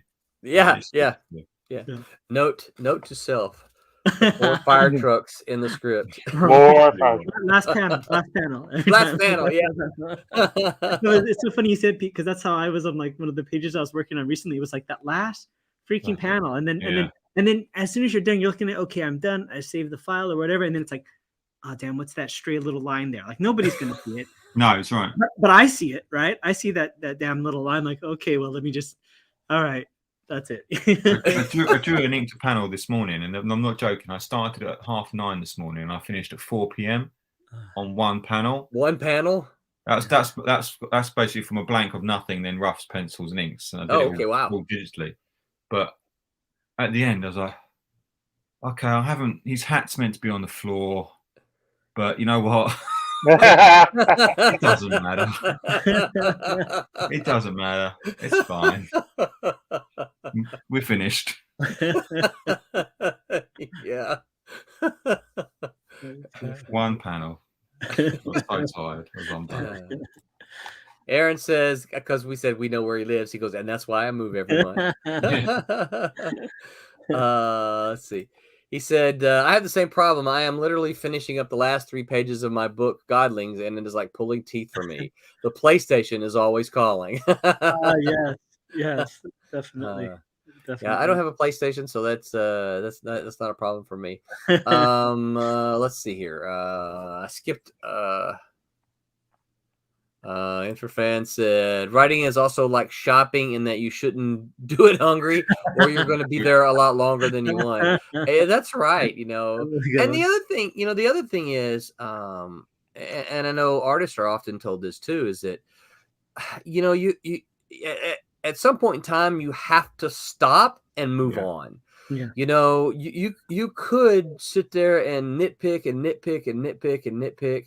And you Noodle could a spend, page to death if you keep going. yes, but Mhm. at some point, and I think this is one of the things that takes a little time, you know, to learn. Basically, you got to get some pages under your belt before you can figure this out. But you know, at some point in time, you got to say that's enough. Nothing else I do on this page is going to matter. I could put another 2 hours into it, but none of that's going to matter. And I think that's not always easy to do. You know, we tell ourselves it is, but it's not really, because you see, oh, I need to add this. Oh, let me do this. Oh, let me fix this. You know. Well, the thing that I'm finding and that I always find fascinating is I view it almost like a tapestry, right? Like a comic book is really like a tapestry. It's like you have the patterns and the artwork in their small sections, and then you have how they affect it as a whole, right? And if you're looking at a tapestry or something that's like that, it's the total pattern, not this one stitch here, right? And you can go and look closer and closer and closer and closer, and it's that interplay of like the panel versus the page versus, you know, and that's the fascinating thing that, you know, I think is probably going to always be a constant balancing act, right? And it just makes such a cool art form. You know? Absolutely. Inference fan said this, and I'm not sure I 100% agree with this. He says, art is never finished, only abandoned. And I get that, but you know, one of the things I've always said is that, for particularly in relation to writing, is that, you know, you're lost of time. Writing is done when it's published. Mm-hmm. You know, once somebody says, okay, we're going to publish it, then it's done. But until then, you can make changes. And heck, now with print on demand. I was fixing to go into that. Yeah, we've got people from, you know, we've been doing Kablam now for what, 15, 16, 17. How long? It's been a little bit. We have books from, you know, I mean, there's, you know, we've got thousands and thousands of users, right? Of creators that we've printed their books from. And, you know, some people get their book, they'll do it, they'll get it out, and then it's done, right? And then we never hear from them again. They, you know, they were just getting the book done. They wanted to do something, which great, love those guys. Yeah. But then you got guys that from, you know, because you know, basically when we start you know, everybody's got an account number, right? A user number. And, you know, it started off at 0 or started off at 1. I'm user number 1. Hey, Kablam, user number 1. And, you know, now we've got 26,000 some odd people. But you've got some of those first 10,000 people that are 10, you know, that put in books towards the beginning 15 years ago. They're still making edits on those books. Wow. And it's like, stop already. Right. Make something new. Put it to sleep. I mean, you know, I've said this on many of our streams and many of the other ones. I have so many bad misspellings in my stuff. I can go fix. I'm done. I'm done with it. I'm ready to move on to the next book. If it's misspelled, that's just kind of cute. I'm leaving it in. You know, unless it just really screwed up the story. You know, I you know, and I may have misspelled something that really messed something up. But otherwise, I just leave it alone. I was like, it's done. I'm not fixing it. Well, you remember the that we had to make a change on Trump's. You remember that? One of the pages. Oh, look at that! It went black. You don't remember that? No, I don't. Well, because and it's funny because one of our backers spotted it. They one of the backers read the book, sent me a message, and said, "Hey, on page so and so, I think she meant to say King of Spades, but she said she King of Clubs." Yeah, because you had the wrong character talking. And I went back and looked at it, and I'm like, "Dadgum, he's right. She should have said King of Spades, but she actually says the King of Clubs." So I went and made that change, and then of course, you know, Tommy fixed it in the files, and so now everything that we printed since then has been corrected. But if you've got a Kickstarter book, it has the wrong word in it. So Well, what do you folks think about like the whole George Lucas being able to go back in and retool, and then the fans saying no, we don't accept your version of this revised film as the real version, and the back and forth. Where's the ownership lie? Where does the judgment lie? Do you guys have any thoughts on that? I'm always curious about. Well, see, with the Star Wars movies, to me, this is not like if you have a movie like the what was it, the Justice League movie, where he put out what his director's edition or whatever. No, George decided that he wanted to change the stuff. Yeah. And it's like, you can't just change all. And not only did he say he changed the stuff, he said this is the way it was supposed to be. I'm like, no, you put it out the way it was supposed to be. It's Right. done. You can't change it. You can put out another, here's a special edition. This. Yeah, but that's all. That's the way with George's stuff. But I didn't realize you did that. yeah. I don't mind if then they're changing the effects and they're updating. No, I don't. I mean, I don't know. I don't. Story. It's a different film, so Yeah, it's a different. Yeah, like a hand shot didn't shoot first or whatever, and all that kind of silliness. Like, yeah, you did. That's You the killed that effects. guy. The spelling mistake. You correct your spelling mistakes. That's fine. And Yeah. but Right. if you go in and actually, I'm gonna change this character, so they killed the guy first, or they killed Right. the guy second. It's like, well, it's a different To character. make him a different character, like it's like no, I mean, and it really didn't change a whole lot to mess with it. So it's like, is that what you were meaning, Curtis? Yeah, I think that's exactly what what I was thinking. Yeah. you It's know. like, Yeah. why bother? Why spend? I just look at it like, why spend all the money? Doing it. Make something new. Make something else. Be done Yeah. with it. Make something else. I think like Tommy said, I think an extended cut, those are fun. But yeah, completely going back in and revising it so that it changes the story. In saying that's the way that you have to, the other was wrong. It's like, oh my goodness, I've got a whole bunch of videos here showing that that's not what was wrong. It's Right. not. Yeah. Yeah. And it didn't change the character at all. So quit trying to mess with it. On a different note, I do think it's funny when like somebody took Jane Austen's book Pride and Prejudice, and then they made Pride and Prejudice and Zombies. Yeah. Yeah. I gotta appreciate the hustle on that. I think that's awesome. Yeah. So this is an interesting question that Infrafan had. He says, on what property would you love to work on if you could? And then he says, if that Zorro copyright mess ever clears up, I'm dropping everything to write a story I have. So what about it? Is there any properties that you guys would just say, man, I would love to do that? Commandy. Really? Commandy, I still cool. want to do Commandy. I would love to do that. Yeah. I That would be like fun. that. There's something about that last person alive aspect, or last human alive. Yeah. In his case, I think it's quite cool. Like Planet of the Apes and stuff like that. Yeah. I don't know. I've always. Yeah. I haven't got a lot of Commandy comic books, but I don't think there are a lot of Commandy comic books. But yeah, he's cool. I like him. I'll Yeah. definitely do that. Yeah. So did you I never did any. I never did any Star Wars comics. Those would have been fun. But I'd do more Spider-Man stuff if I was asked to. I'd sure, because I just love Spider-Man. I don't care. I love Spider-Man. Mhm. Spider-Man. I got the coolest. Let me show y'all. We did like I was telling y'all. We did our last Christmas. He stood up because his template, his Oh, Liv Honor. Check out this. Look at it. Can y'all see this little guy? Take the. Wait, is that section Get code? him in there. Get him in the camera there. Can you see him? There he is. Oh yeah. Nice. So yeah, is that a suction cup at the top? No, it's a magnet. So I'm going to put a Oh, light here. cool. So, that's not metal. Oh well.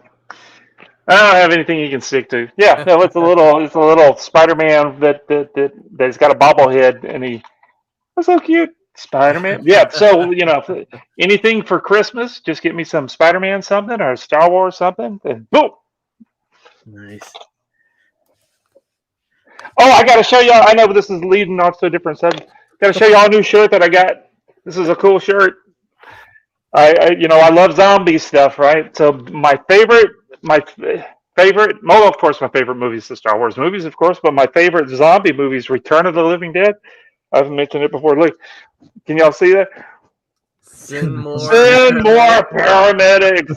I love that scene. That's when the zombies get those aren't your typical zombies, but it's one when he gets into the. Y'all remember that scene when he gets into the one zombie gets into the ambulance and he tells them to send more paramedics. That is so funny. I love that movie. All right, sorry. Go ahead. This is Thomas talks. I'm talking. That's right. You go. Yeah. You roll with it, man. Roll. Keep on. There you go. Okay, I'm done. Pete, Curtis.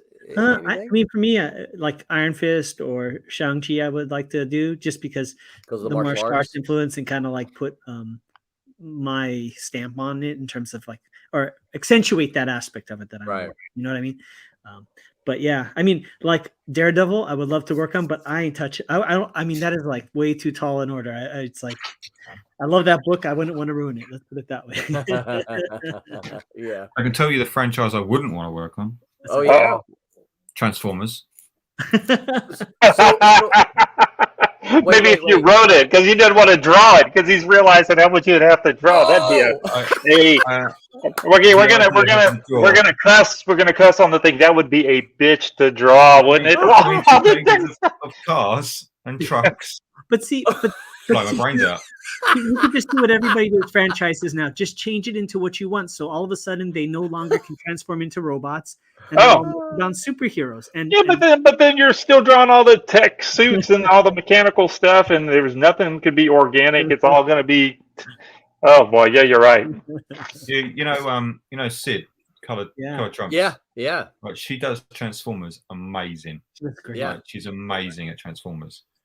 I don't know how she has the patience to do it.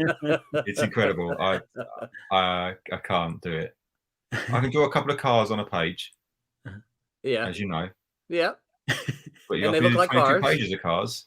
I can draw a car chase. That's cool. But 22 pages of cars transforming and talking. No. So Roland, what he's saying is, if you put that in a book, he quits. That's what he.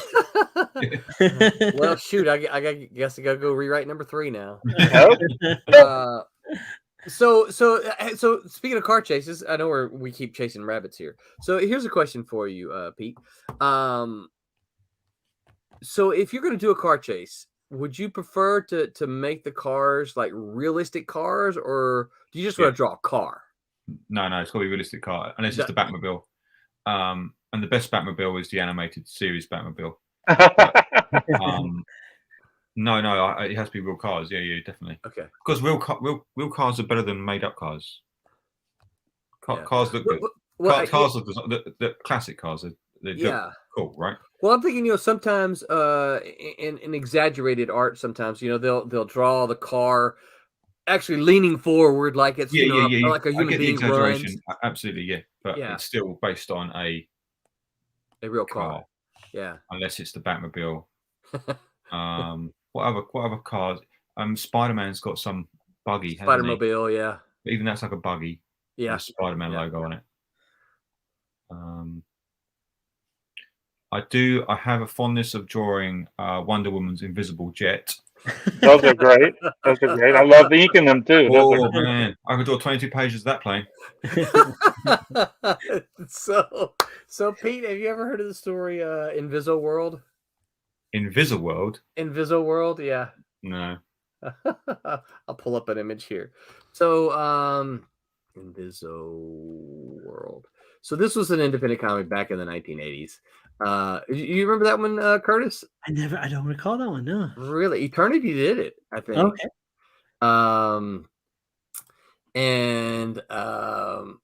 Okay, here.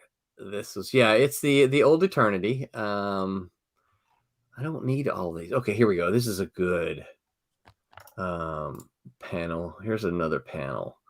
Let me pull up this cover here. No, not that. Open image in a new tab. Yeah. So this is Invisible World. So that's the cover to Invisible World, right? I love it. Is it created by a letterer? Actually, Kurt Hathaway. Yeah, I think Kurt Hathaway lettered it. Okay. He didn't create it though. But here is a page from Invisiworld. Let me see. Let me get another page here. That's awesome. Open image, new tab. So here's a page from Invisiworld. Wow. Brilliant. That's how you do it. It is. The whole story. Everything is invisible. It features the green Inviso, the green Inviso with arrows, right? It is a funny book. Wow. Let's see. I can't. That's way down there. How do I zoom The in? profit margins on that must have been through the roof. Right. You can't really make anything out on that, can you? But here's another page where they do things. They do things. Some of the sound effects, like what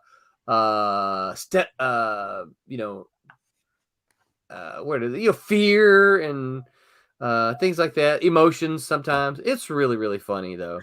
But yeah, it was totally an invisible world that was just really funny. And it was an Eternity book. That's great. How many issues did it run? I think it was just the one. I hope so. Yeah. But in the issue, they did the Mighty Mites, which love the Mighty Mites. Yeah, and so I think this was their first appearance or something like that. I can't remember. And they were invisible too, so this week. No, they were not invisible.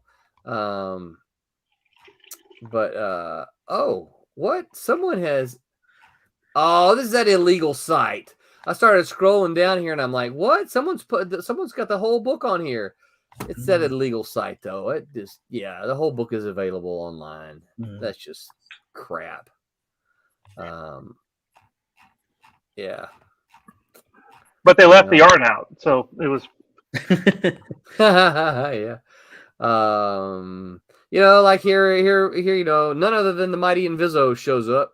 And he says, "Good evening," and then the sound effects are cheer, wahoo, applause, clap, yay, So anyway, it's incredibly funny. If you can find that, you can probably find it in the cheap boxes. If you find it, you should buy it. Yeah, because it is funny.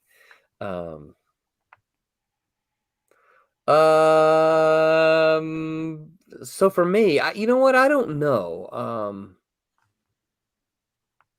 I think my problem with thinking about, because you guys know my favorite characters, but my problem in thinking about like doing a Spider-Man or the Avengers, like as a writer today, is that I don't know what's going on. I don't know, I don't know where content used to. I would have, because Spider-Man only had 3 books back in the day, and I knew, but I don't know continuity. I don't know all the different verses.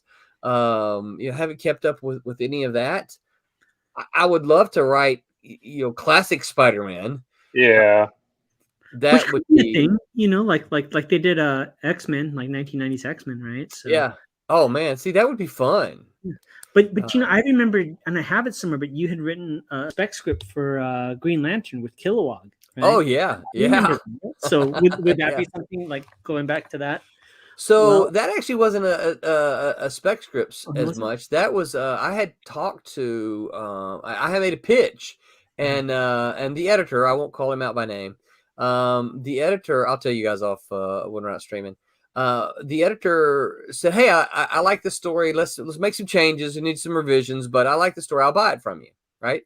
And I'm like, "Okay, cool." And so I made a round of revisions, and he said, "We're almost there, blah, blah, blah." And I made another round of revisions, based on the things he was telling me. I made 3 different revisions. Wow. And I think when I sent the 3rd set of revisions in, I got a note back from him and said, "Hey, these revisions look pretty good, but I see you got a job at Malibu, so good luck there." Wow.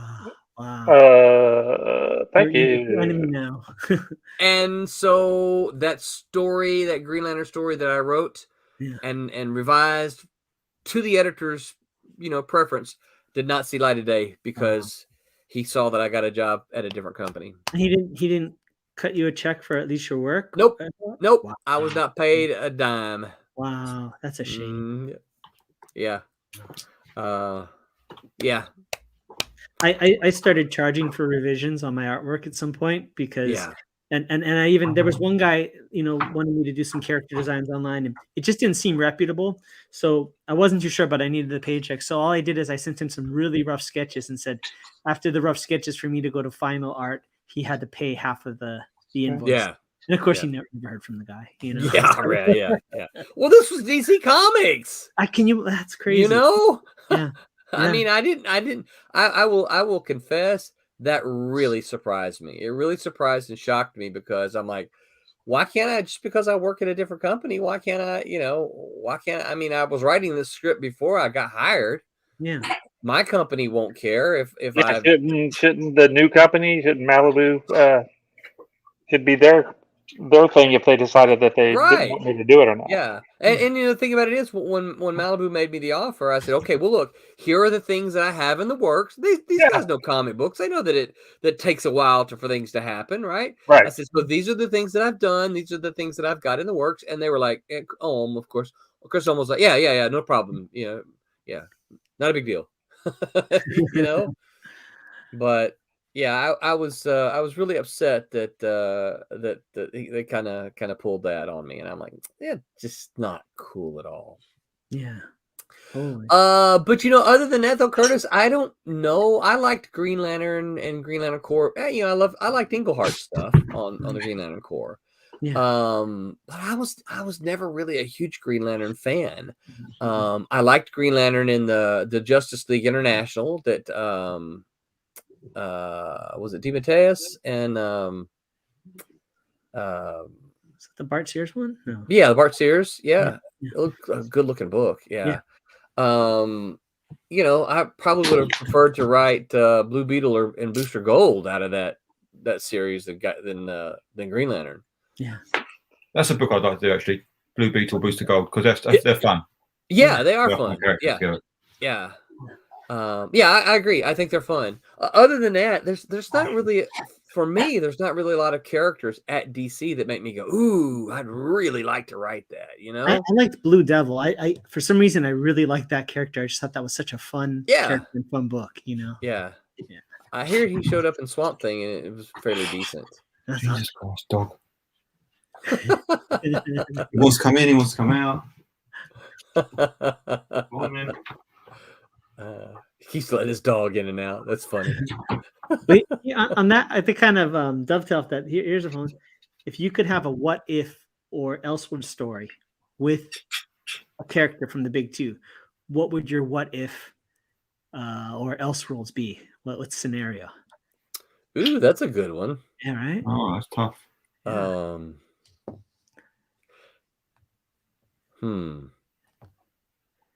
And it's like, it has to be cool. It can't be like, what if Wolverine was gluten-free? Like something like that. That's where I was going. Wolverine was vegetarian, yeah. No, Tommy's was, what if Wolverine was actually Spider-Man? Wolverine's Spider-Man.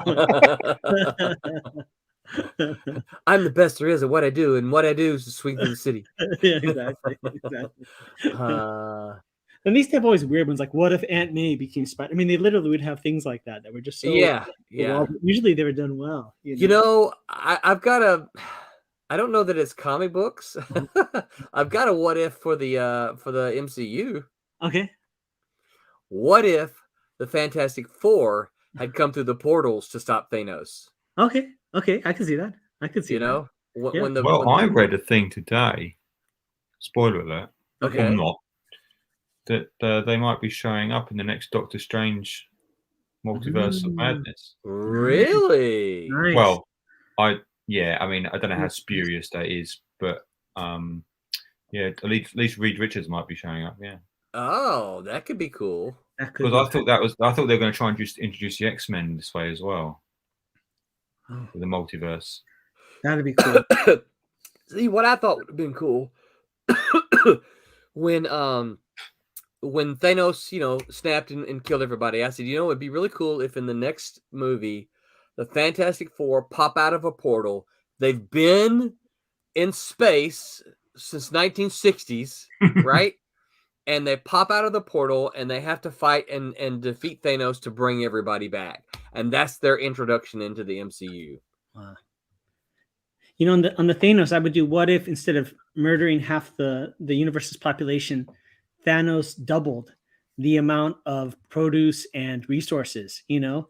And so With the snap, how about I make more food? yeah, There, exactly. it's all fixed. And then like everybody's overweight, Steve Rogers, you know, you name it. You know?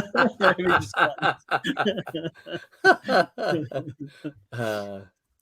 Did anybody ever do a story, What If Uncle Ben Lived?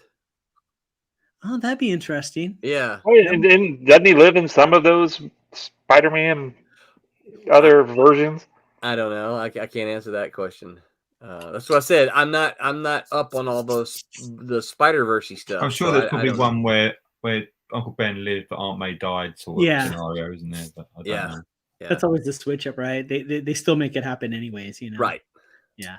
I did love Flashpoint's Batman. How they had it was Thomas Wayne was Batman. Thomas, that, isn't it? Yeah. that Bruce and Martha died and the dad took over. That was really cool, you know. Oh. Yeah. Hey, Dante. All right. Thwip says, what if Blue Beetle and Booster Gold were enemies? Nice. That'd be cool. Yeah, that'd be cool. That would be cool. Yeah. That'd be really cool. Yeah. I'm trying to think what else would be good ones. What if Thor actually killed Thanos in that one scene where he was going to chop his head off, and none of this would have happened? Yeah. Yeah. Yeah. Instead of talking. Yeah, really. Yeah. Yeah. Yeah, I'm trying to think. Did y'all see the I don't want to get into, because I think, Roland, I think you said you liked it. The what's on the Disney Plus, the what you call it, the Eternals movie. Did y'all I have watch not the seen it Eternals yet. yet? I'm I going to saw see it. it. No, I thought No. without spoilers, it was better than I thought it was going to be. Actually, I got about a third of the way into it. And I'm like, I am bored and I don't care. So I switched it to some. I started watching Hallmark Channel stuff. Well, it's funny because I've Anti-Marvel. seen several of the old Marvel editors from the the 80s and 90s. I've seen them posting this last week, I guess, since it's been out, and they're all basically saying the same thing: is that it's just boring. It wasn't boring, I guess. Okay, I'll restate it. I was bored because I was wanting it to be a Marvel type movie, and it was something else. It's very And somber. I just didn't really care. And I'm like, and everybody was way too beautiful. And I'm like, okay, give me some ugly folks. I need something.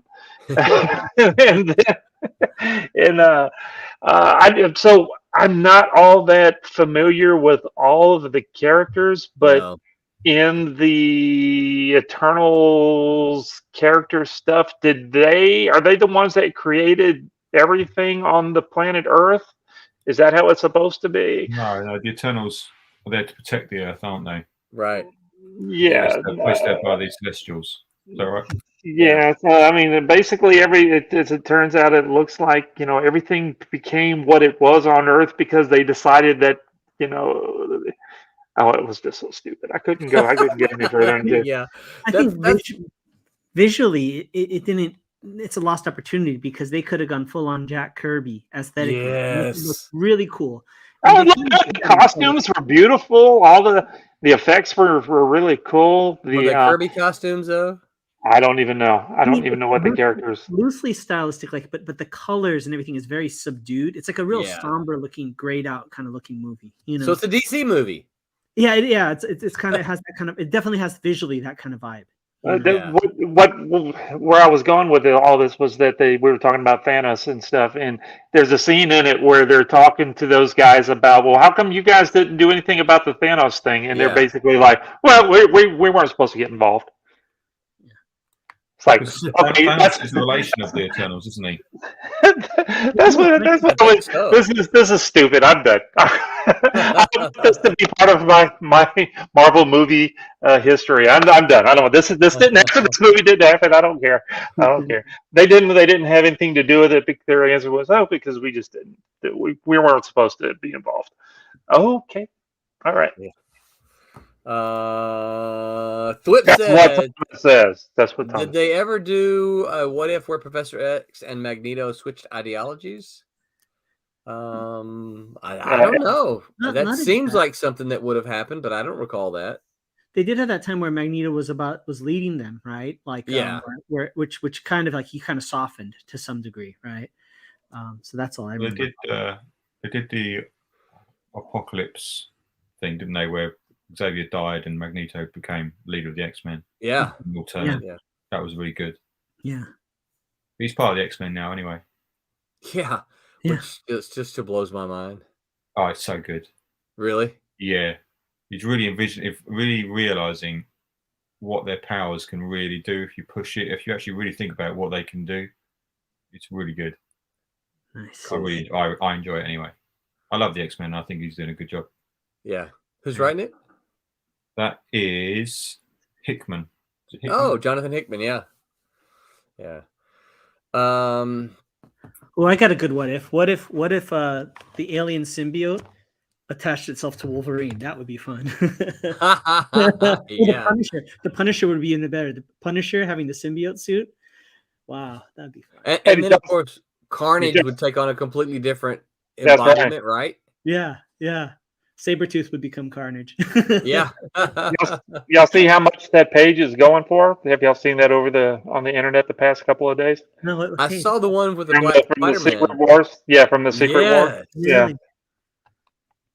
You know, I don't know. I don't think Zek owns that page anymore, does he? That's not his. No.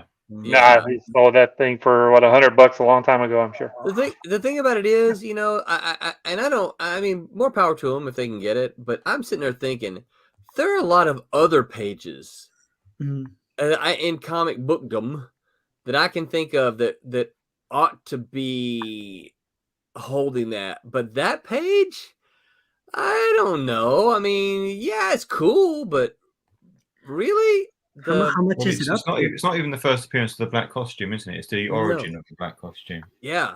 So yeah. Well. Yeah. Let's see. What's the latest amount, Tommy? It sold for $3.3 million, didn't it? Oh wow! Holy Yeah. cow. $3.3 million. Yeah, I had to go into my piggy bank to buy it. It was a bunch of money. Had to bust open a piggy bank. Just one, though, right? Oh yeah, not all of them. Nope. Yeah. All right, guys, it's 9:53. We should probably wrap up since Tommy is said. Tommy now said next week will be a Pete said. Uh-oh. I'm not sure you want to know what I'm going to say. Yeah, who's going to be in that next issue of? We don't start talking about it. Yeah. So anything else, guys? Yeah, I would say, well, of course, everybody don't forget the Kickstarter. And like Roland said, Roland said in the past, but we want to always reiterate is the books are practically done. We've successfully, delivered on all the Kickstarters.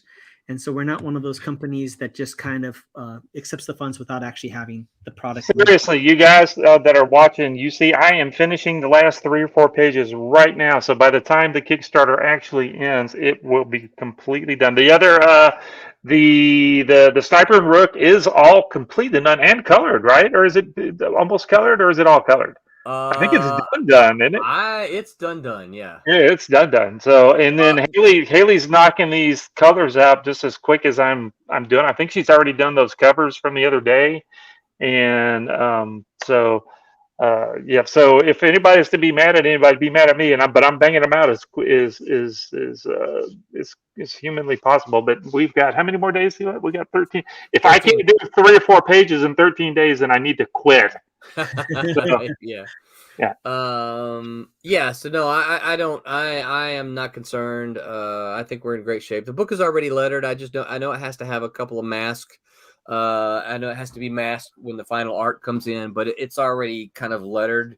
I know Tommy has seen a draft of it. I don't know if you read it or not, but you've seen a draft.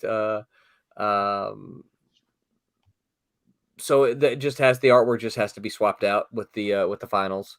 So So yeah, 13 days. Hopefully we'll make that. Like I said, I'd love to see us make it tonight, but it is 10 o'clock, so I'm not sure that's going to happen. But maybe we can make it tomorrow. Tomorrow's a holiday, so maybe there'll be folks staying home and backing Kickstarters tomorrow. Woohoo! Yeah, we did really, we're doing really good so far. So Yep. yeah. Got good momentum. So we just need to keep that up.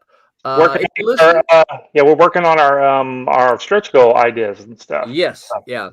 So if you're listening and you got a stream and you want to invite me and Tommy or John and Haley and C, if you want to invite one of us to your show, reach out to us. We'll come yak with you. John Medic and I will be on OCD. Orlando Collector Deviants will be on with them this Thursday, and I think that will be at 8 p.m. You guys don't forget to catch the stream, the Tuesday show, that Silverline show on Tuesday at 8 p.m. Pacific time, which is like 11 p.m. for us here. Boy, for Pete, that's probably late. Yeah, and the Whammers will be back on Wednesday at 8 p.m. with the Wednesday Wham. And then we'll be back next week with Pete Says, same time, same channel. Go back to Kickstarter, share the Kickstarter if you can. Shout out again to Daytona Beach Comic Con. If you have not made your vacation plans yet, make your plans to attend Daytona Beach Comic Con. It is certainly the area's best comic con. It is a comic con. You get more comic books there than you could get at the great big one. So do that. Curtis, where can folks find you on the interwebs? Sure. And before I give my information, just one quick update. I co-host a show called The Comics Foo Show. We talk about martial arts and comic books. And what's the next episode? Tuesday. Oh, cool. During the day, of course, not going to interfere with the show, but it's all, just so you know, the format. It's all pre-recorded, edited with footage. But we have Brad Graber on, and phenomenal guest. I recommend everybody sees it. He's the head of Powerhouse Animation, which is the studio that does shows for Netflix like He-Man, Masters of the Universe, Revelation, cartoons, also the Castlevania series. He's the actual head of the entire animation studio. And also, did you tell him? Did you happen to tell him, hey, I got a comic here that would make a good animated show? Well, I did talk a little bit about it on the show, and good. And we talk a lot about it's phenomenal to hear about his journey to running his own animation studio and how it all started with Kevin Smith and him and stuff like that. So I recommend everybody watch it. It's a really fun episode. Okay, and that's going to drop Tuesday when? Tuesday at about 11 a.m. Pacific Standard Time. And it's a two-parter, so this is part one. It's about 2 o'clock here on the East Coast. So yeah, and he's even really excited about it. It was so funny. He actually wrote me last week and said, "Hey, when is that episode gonna drop?" Which I was so flattered that the guy that does Masters of the Universe and all these Netflix shows was asking about the Comics Foo Show. He's that's cool. So please check that out. It'll be on several channels, including Silverline. So get his address. Thwip just said excited to watch that. Thank you. Get his address. Maybe we'll send him a Silverline care package. Yeah, definitely. Get a postal for him. Yeah. What's that? And a contract. And a contract. Yeah, an agreement. Yeah. But we signed this already. You just need to sign us up. Okay, so where can folks find you online? Yeah, and where people can find me online, all across social media, but the easiest way is I have two websites. Go to them. It has all the social media for both. For my martial arts school, you can go to tigercrane.net. And for anything comic book related or Shadow Ghost related, go to theshadowghost.com. Make sure it's theshadowghost.com. So check it out. Sounds good. Pete, what about you? Where can folks find you on the interwebs? They type into the Google Peter Clinton art, and there I shall be. Not physically, but there I shall be. There you are, right? Tommy, what about you? Where can folks find you online? just go to infernostudios.com and there's some links there, or go on the Facebook, mostly on the Facebook. So you can check me out there. It's just Florimonte. Go and Google, type Florimonte, Florimonte, and you'll find me. Anybody needs any printing stuff done, check me out over at Kablam. We can help you out. Sounds good. You can find me on all the social medias at Roland Man or Man Roland. Just hit me up. You'll find I had a business card here earlier. Usually you need to look for my caricature, but it looks just like me. And until next week, remember to Wait. Oh, we're waiting. We got it. I got it. Mine. Make mine silver line. You gotta look at the camera. And say it loud. Make my silver line. Excellent.